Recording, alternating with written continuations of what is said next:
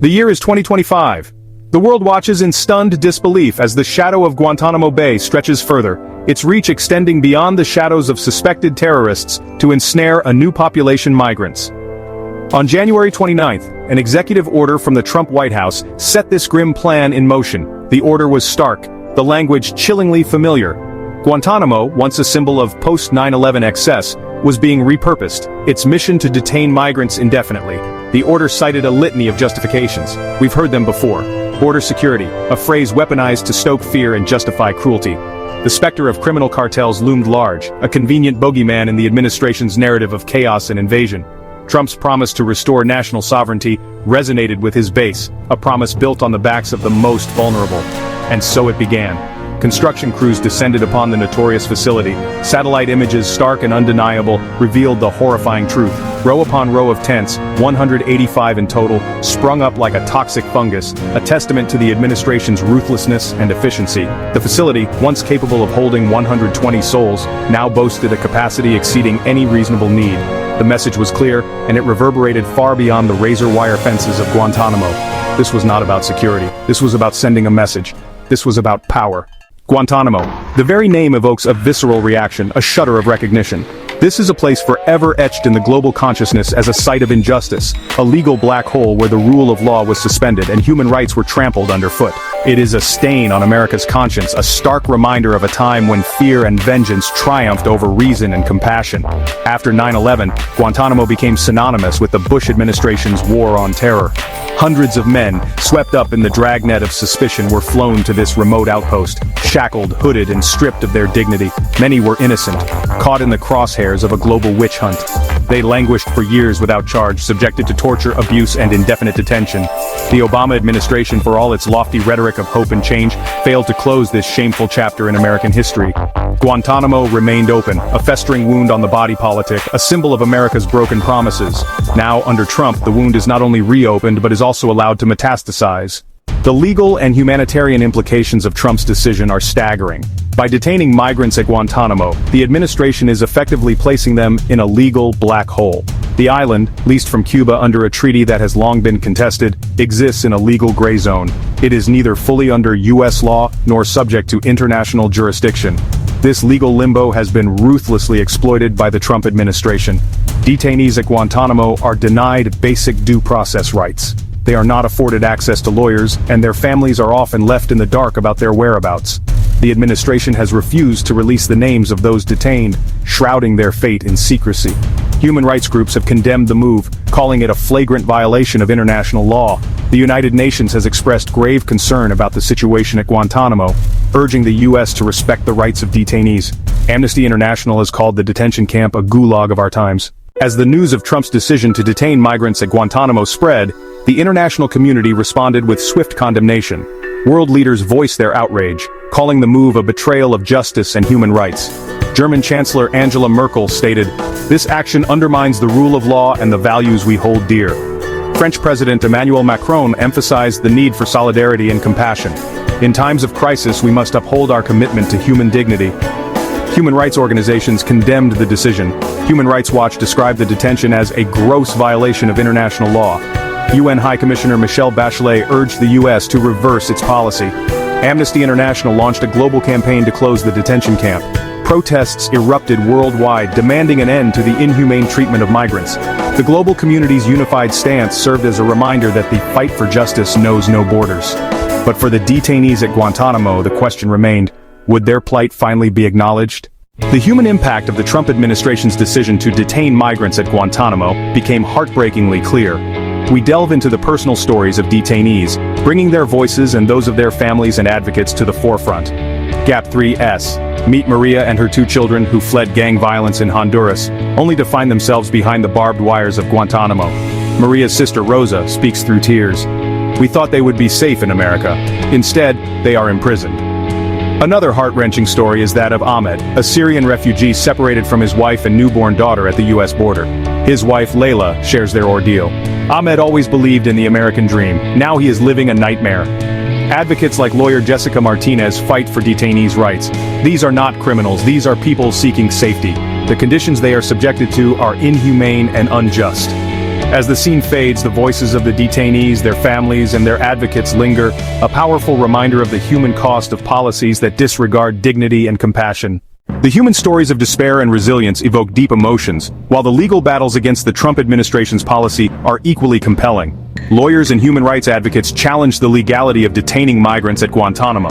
The ACLU argues that detaining asylum seekers at Guantanamo violates U.S. and international law. Attorney Lisa Thompson states, "This is a blatant disregard for due process and human rights. Guantanamo should not be a black hole where people disappear without a trace." The government defends its actions as necessary for national security. Department of Justice lawyer Mark Sullivan argues, "We must ensure the safety of our borders and our citizens. These detentions are lawful and essential." The tension in the courtroom is palpable, captured in intense legal exchanges and gavel strikes. The outcomes of these legal battles are uncertain. A favorable ruling could lead to detainees' release and set a precedent against using Guantanamo for immigration detention. Conversely, a ruling for the government could cement this controversial policy, raising questions about human rights in America. Dramatic music underscores the high stakes of these legal confrontations.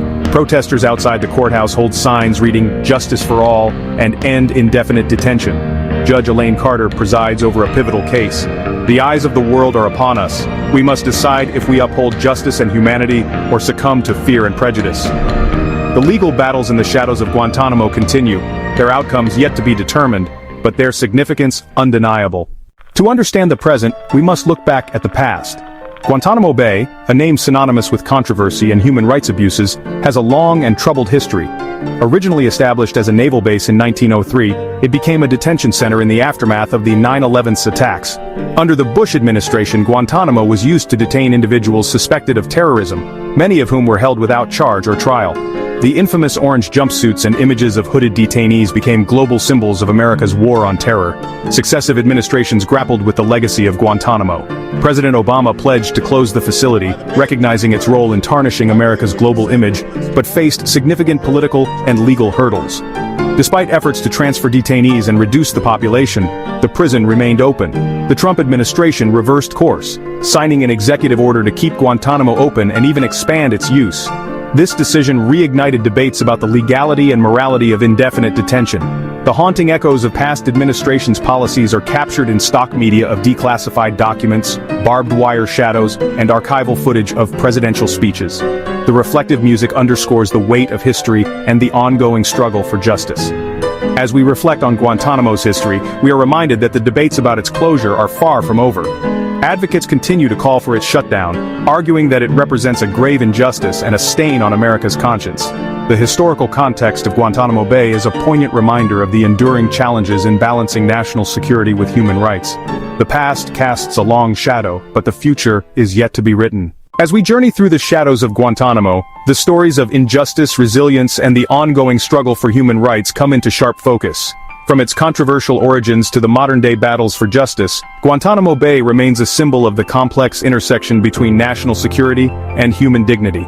We've seen the faces of despair, heard the whispers from behind bars, and delved into the legal and historical contexts that frame this ongoing saga. The voices of detainees, the tireless efforts of advocates, and the global outcry against indefinite detention all paint a poignant picture of a struggle that is far from over. But amidst the darkness, there is hope. Hope that comes from the relentless pursuit of justice, from the voices demanding change, and from the collective power of individuals who stand up for what is right.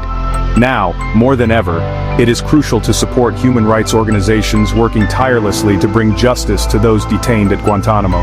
By advocating for the closure of this detention center, we can help turn the tide and ensure that such injustices are never repeated. We encourage you to be part of this movement. Reach out to your representatives, support organizations like Amnesty International, Human Rights Watch, and the Center for Constitutional Rights, and spread awareness about the ongoing plight of Guantanamo detainees.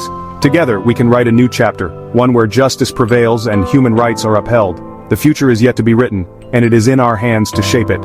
Let's stand united and make a difference. Thank you for watching, and remember, change begins with awareness and action. Let's work together to close Guantanamo Bay and ensure a better, more just world for all. Hopeful, uplifting music swells as stock media of peaceful protests, human rights advocates, and images of unity and resilience play on screen. Behind the barbed wire fences and heavily guarded gates of Guantanamo, stories of despair and resilience whisper on the wind. These are the stories of the forgotten, the silenced, the disappeared. Among the detainees are families fleeing violence and persecution, their hopes for a better life dashed against the rocks of America's indifference. There are stories like that of Luis Alberto Castillo Rivera, a Venezuelan asylum seeker. Accused of gang affiliation based solely on a tattoo, Rivera, a man with no criminal record, found himself trapped in the Guantanamo nightmare. His family, frantic with worry, only discovered his whereabouts through a chilling twist of fate, a DHS social media post, a cruel and dehumanizing spectacle. Rivera's story is not an isolated incident but rather a chilling testament to the systemic dysfunction and cruelty that defines Guantanamo. The details are often obscured, buried beneath layers of government secrecy and obfuscation.